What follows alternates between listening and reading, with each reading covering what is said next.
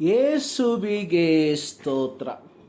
ಇಂದು 22 August 2026. ಎಲ್ಲರಿಗೂ ವಾರಾಂತ್ಯದ ಶುಭಾಶಯಗಳು. ಈ ದಿನದ ಧ್ಯಾನ ಭಾಗ ಇಬ್ರಿಯರಿಗೆ ಬರೆದ ಪತ್ರಿಕೆ 10ನೇ ಅಧ್ಯಾಯದ 25ನೇ ವಾಕ್ಯ. ಸಭೆಯಾಗಿ ಕೂಡಿಕೊಳ್ಳುವುದನ್ನು ಕೆಲವರು ರೂಢಿಯಾಗಿ ಬಿಟ್ಟಿರುವ ಪ್ರಕಾರ ನಾವು ಬಿಟ್ಟು ಬಿಡದೆ ಒಬ್ಬರನ್ನೊಬ್ಬರು ಎಚ್ಚರಿಸೋಣ. ಕರ್ತನ ಪ್ರತ್ಯಕ್ಷತೆಯ ದಿನವು ಸಮೀಪಿಸುತ್ತಾ ಬರುತ್ತದೆ ಎಂದು ನೀವು ನೋಡುವುದರಿಂದ ಇದನ್ನು ಮತ್ತಷ್ಟು ಮಾಡಿರಿ.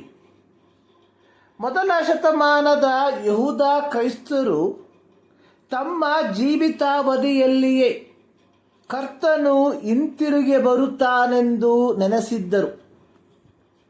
ಯೇಸು ಪರಲೋಕಕ್ಕೆ ಏರಿ ಹೋಗುವುದಕ್ಕಿಂತ ಮುಂಚಿತವಾಗಿ ತನ್ನ ಶಿಷ್ಯರಿಗೆ ಕಾಣಿಸಿಕೊಂಡು ಹೇಳಿದ್ದೇನೆಂದರೆ, ಯೋಹಾನನಂತೂ ನೀರಿನಲ್ಲಿ ದೀಕ್ಷಾಸ್ನಾನ ಮಾಡಿಸಿದನು, ನಿಮಗಾದರೋ ಇನ್ನೂ ಸ್ವಲ್ಪ ದಿವಸಗಳೊಳಗಾಗಿ ಪವಿತ್ರಾತ್ಮದಲ್ಲಿ ಸ್ನಾನವಾಗುವುದು.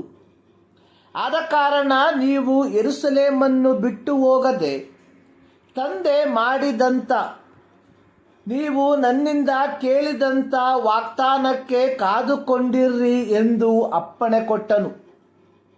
ಕೂಡಿ ಬಂದವರು ಆತನನ್ನು, ಸ್ವಾಮಿ, ನೀನು ಇದೇ ಕಾಲದಲ್ಲಿ ಇಸ್ರಾಯೇಲ್ ಜನರಿಗೆ ರಾಜ್ಯವನ್ನು ತಿರುಗಿ ಸ್ಥಾಪಿಸಿ ಕೊಡುವಿಯೋ?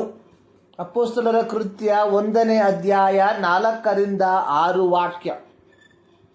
ಇದಾದ ಮೇಲೆ ಅವರು ನೋಡುತ್ತಾ ಇದ್ದ ಹಾಗೆ ಆತನು ಏರಿಸಲ್ಪಟ್ಟನು. ಮೋಡವು ಆತನನ್ನು ಕವಿದುಕೊಂಡದ್ದರಿಂದ ಅವರ ಕಣ್ಣಿಗೆ ಮರೆಯಾದನು.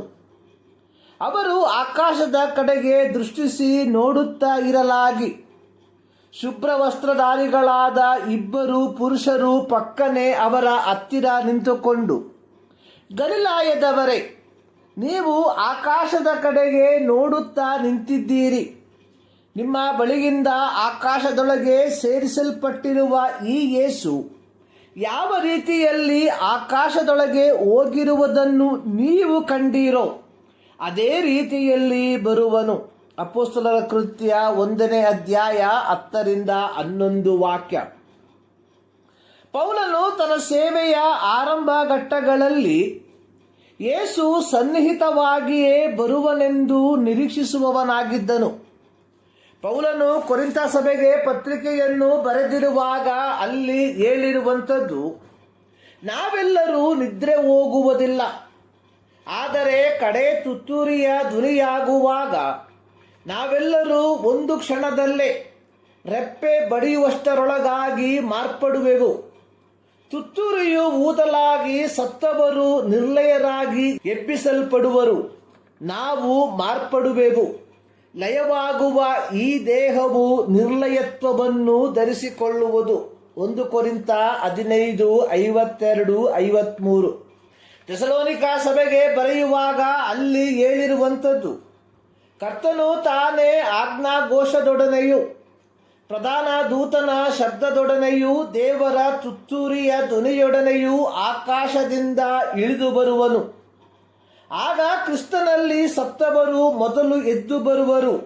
ಆಮೇಲೆ ಜೀವದಿಂದುಳಿದಿರುವ ನಾವು ಅಂತರಿಕ್ಷದಲ್ಲಿ ಕರ್ತನನ್ನು ಎದುರುಗೊಳ್ಳುವುದಕ್ಕಾಗಿ ಅವರ ಸಂಗಡ ಮೇಘವಾಹನರಾಗಿ ಪಕ್ಕನೆ ಒಯ್ಯಲ್ಪಡುವೆವು.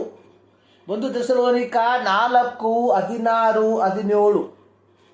ಪೇತ್ರನು ತನ್ನ ಮೊದಲನೆಯ ಪತ್ರಿಕೆಯನ್ನು ಪೀಡನೆಗಳನ್ನು ಅನುಭವಿಸುತ್ತಿರುವ ಯಹೂದ ಕ್ರೈಸ್ತರಿಗೆ ಬರೆದಿರುವಾಗ ಅವರನ್ನು ಉತ್ತೇಜಿಸಿರುವಂಥದ್ದು, ಎಲ್ಲವುಗಳ ಅಂತ್ಯವು ಹತ್ತಿರವಾಗಿದೆ. ಆದದರಿಂದ ನೀವು ಜಿತೇಂದ್ರಿಯರಾಗಿಯೂ ಪ್ರಾರ್ಥನೆಗೆ ಸಿದ್ಧವಾಗಿರುವಂತೆಯೂ ಸ್ವಸ್ಥಚಿತ್ತರಾಗಿ ಇರ್ರಿ.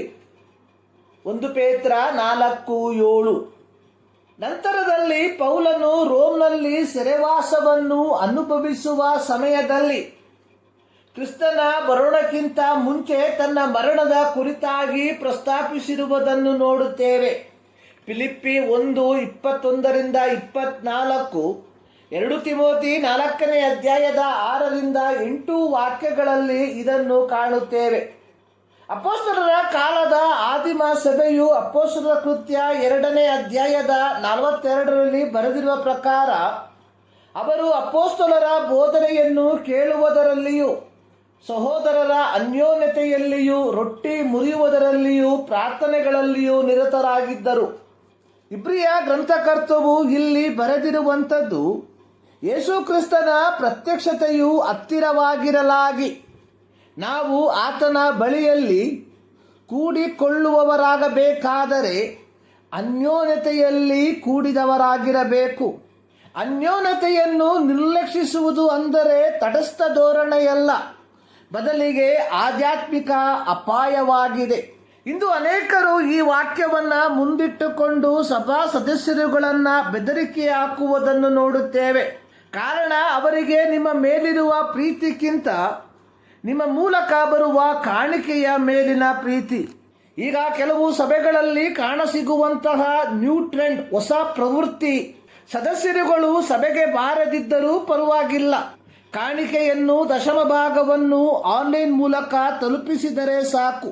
ಪ್ರೀತಿಯ ದೇವಜನರೇ, ಸಭೆಗಳಲ್ಲಿ ಹಾಜರಾತಿ ಇದ್ದು ದೇವರೊಂದಿಗೆ ಅನ್ಯೋನ್ಯತೆ ಇಲ್ಲದೆ ಹೋದರೆ ಸಭೆಯ ಹಾಜರಾತಿಯಿಂದ ಯಾವ ಪ್ರಯೋಜನವೂ ಇಲ್ಲ.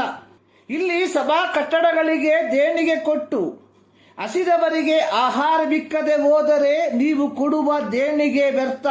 ನಾವು ಕೊಡುವುದಕ್ಕಿಂತ ಮುಂಚೆ, ಹಾಜರಾತಿ ಹಾಕುವುದಕ್ಕಿಂತ ಮುಂಚೆ ದೇವರೊಂದಿಗೆ ಹಾಗೂ ಸಹವಿಶ್ವಾಸಿಗಳೊಂದಿಗೆ ನಮ್ಮ ಅನ್ಯೋನ್ಯತೆ ಹೇಗಿದೆಂಬುದನ್ನು ಒಮ್ಮೆ ಪರೀಕ್ಷಿಸಿಕೊಳ್ಳುವ. ಈ ಮುಂಜಾನೆಯಲ್ಲಿ ಸರ್ವಶಕ್ತನಾದ ದೇವರು ಈ ಅಧ್ಯಯನದ ಮೂಲಕ ನಿಮ್ಮನ್ನು ಆಶೀರ್ವದಿಸಲಿ.